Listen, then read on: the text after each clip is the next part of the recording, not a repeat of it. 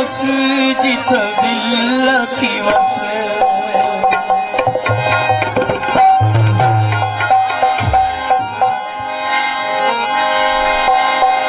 दिल की अलावे तयावण करी विसरिया वादा निभावे तयावण करी असल साजन मुसाफिर सबई तकी से सारी जिंदगी बचावे तयावण करी रशीद दोस्ती नमस्ते असलम भाई असा है जो बेवस जिता दिल की बस